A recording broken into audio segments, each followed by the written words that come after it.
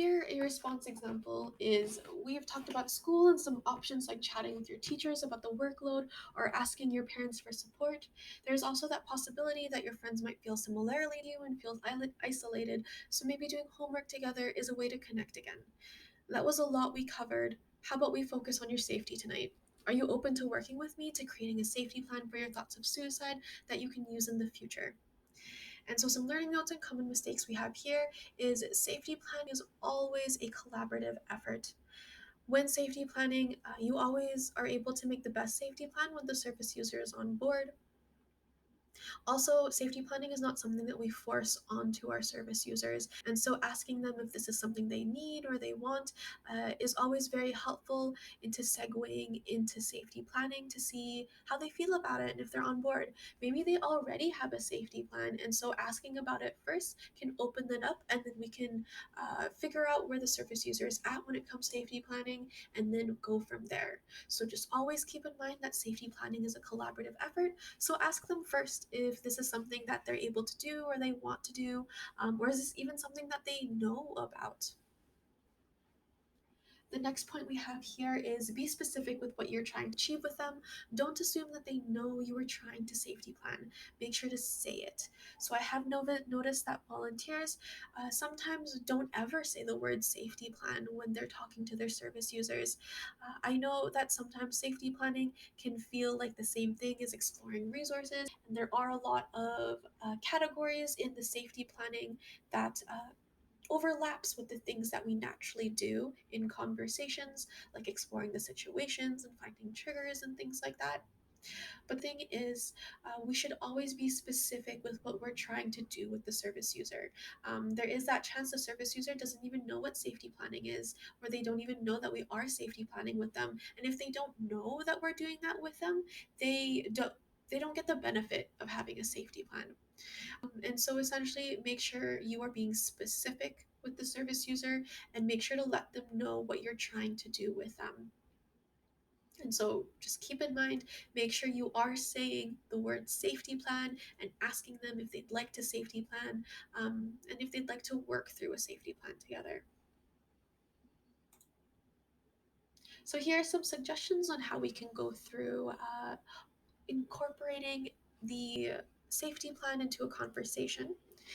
And so the suggestion number one here is being clear and direct that you're going through different categories. And so a note to keep in mind is that order does matter when going through the safety planning intervention with them. If you look at the SPI, you'll see that there is a sequence of steps or a sequence of categories to it.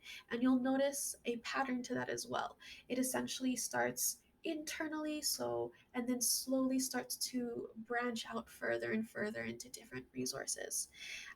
And so the reason for this is it works again internally, and then starts to work outwards into different resources. So, for example, for one night, maybe a service user is experiencing thoughts of suicide, and so they start going through their safety plan that they have. They would start internally and work outwards. And maybe for one night, they only need steps one and two, and then they're good for the night. But maybe the next night, they're needing to go through their safety plan again, and then they need steps one to four, for example. And so essentially, each step increases in the amount of support there that's available for them. And so the safety plan, with it having this sequence, allows them to slowly, gradually look into resources when they are experiencing thoughts of suicide. And so just keep in mind, order does matter. And so here is another formula that you're welcome to use to help with integrating risk assessment into your conversations. So the formula we have here is you can empathize and you can validate, then identify the risk that you're safety planning for, and then identify the category, and then have a follow-up question focusing on that category. So the response example we have here is, thanks so much for being willing to talk about your safety and creating a safety plan together. For the suicidal thoughts, let's start with your triggers. Do you have any idea of what causes or brings up suicidal ideation? And so you can see here that there's some empathy and validation. We're specifically identifying the risk, so suicide. We're specifically identifying the category that we're focusing on, so here is triggers. And then we're following up with a question that covers that category. And so you can continue to do that with all of the other categories. So you would just change the category from triggers to maybe internal resources, and then external resources, and then mental health professionals, and etc.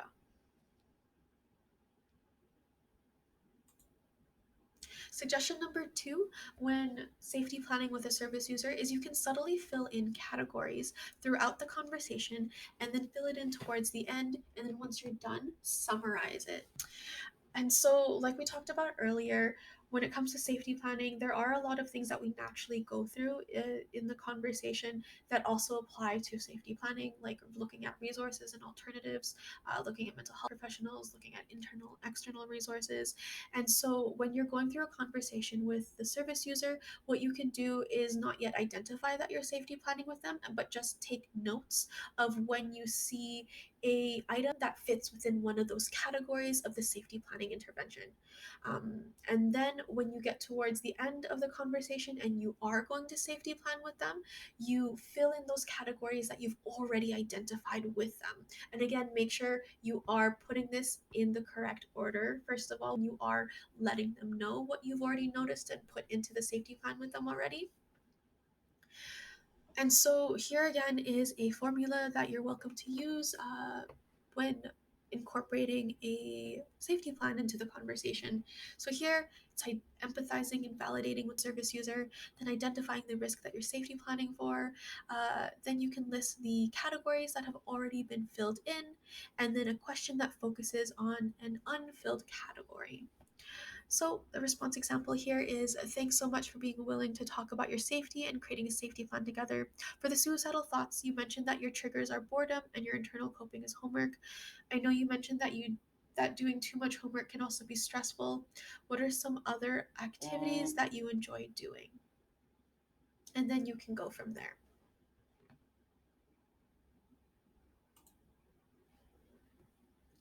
Here, the service user is now saying, thanks for talking, I'm feeling better.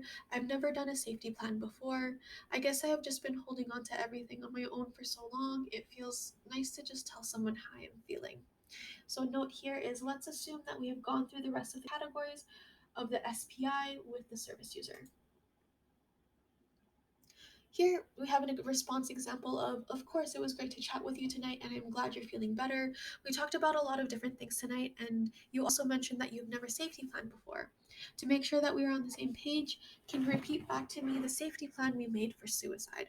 And so some learning notes and common mistakes we have here is safety planning is a lot to take in one sitting, and that's why you as volunteers go through so many hours of training to learn it.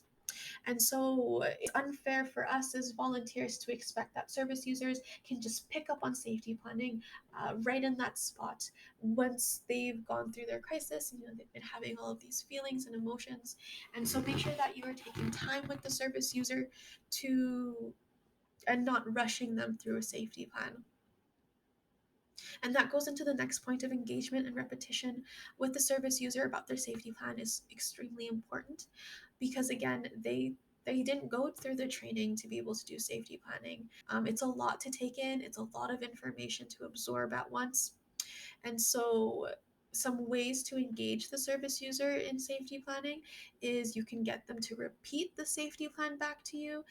You can get the service user to write down the safety plan. You can ask some questions about the safety plan and clarify any concerns the service user might have about the safety plan. So essentially get them to be actively engaged in their safety plan so it sticks better, and also so it's easier to understand. Here, the service user is now saying, that sounds solid. Thanks for talking to me tonight. It means a lot. And so a response example we have here is, thanks for telling me the safety plan. I know it can be a lot, so I'm glad we covered it all together. Thank you so much for texting in tonight. What do you plan on doing after the chat to take care of yourself? And so some learning notes and common mistakes we have here. The first one is safety planning is not the same thing as action planning, and action planning is not the same thing as safety planning. So safety planning is a safety plan that we come up with the service user so that they can use in the future if they were to ever experience the said risk again, so for suicide, and it's a very specific list that is backed up by research, and that's why we are implementing this in our conversations to help support our service users when they are feeling or having thoughts of suicide. So again, safety plans are very specific plans, very detailed plans that are focused on providing support when they are experiencing said risk. Whereas an action plan can be thought of as next general steps or a game plan. So, for example, that goes into the next point we have here is action planning can be next steps. Let's say the service user said that they want to get into counseling, and so we can work on an action plan with them to be able to get to a point where they are able to access counseling. So, for example, the action plan could be they're going to get some rest tonight, and then the next day they're going to write down what they feel like are their issues, and then they're going to list the top three things that they want to talk to a counselor about, and then they're going to research where they're going to get a counselor, and then they're going to book an appointment with a counselor. Maybe they need a friend to support them with them when they go to the counseling session. So you can see that these are specific steps that the service user can then take to get to whatever goal, whatever action that they want to get to. The last point we have here is personalized self-care. So you can pull from what they mentioned earlier, you can provide suggestions, or you can build on what they currently have, get them to think about what works for them, and know that overlap is okay. So when you're looking at self-care for the service user, it's okay to look back at what the service user has said has worked for them. You can provide suggestions. Maybe if the service user has stated that they like to enjoy music, but sometimes it gets really repetitive, you can build on that current coping strategy and see if you can change it up a little bit to be a little bit more different and maybe something a little bit more new. So, for example, they say that music is something that really helps them, but it's repetitive. And so, a suggestion that you can use to build on that is maybe ask them what they think about listening to music while also cleaning or something. Also, know that overlap is okay when it comes to working on self-care with the service user, as it's very likely that a lot of the self-care is also going to be present in their safety plans.